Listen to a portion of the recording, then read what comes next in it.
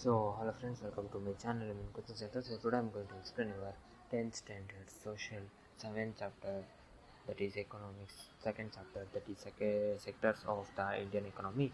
So, sectors of economic activity. So, prime sector, the sector in which the production of goods is done by exploiting natural resources. So, it forms the base for the production of all the other products.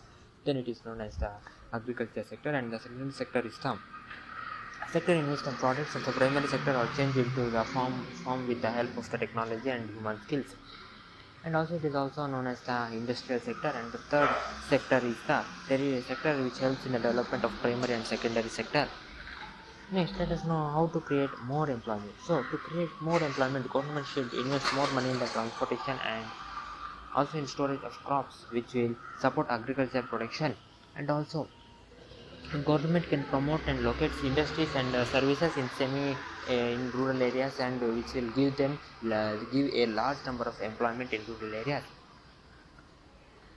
Not only that much, government should establish industries related with vegetables and agricultural products in villages near forest areas.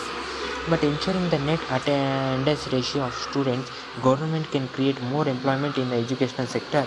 As per Planning Commission, 20 lakh jobs can be created in the education sector also. And government should encourage tourism sector, as it can give jobs to 35 lakh people every year. And Nrega Act. So it is a quick measure taken by the central government of India to create more employment in rural areas. In the first year, 2006 to 2007, right to work scheme was implemented in 200 districts, and 100-day work guaranteed work was there. And there is provision of unemployment allowance, and types of work is given in National Rural Employment Guarantee Act 2005, and are mainly related with the increasing in the production of land in next future.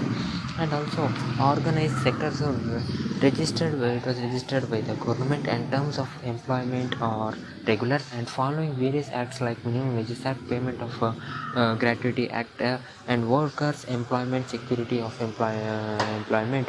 Workers enjoy security of employment, and workers are supported to get medical and other benefits. Or do you organize other things about organized sector and unorganized sector are small and scattered units where are large outside the control of the government, and employment is not secure, and the rules and regulations are not followed in terms of the employment are not regular.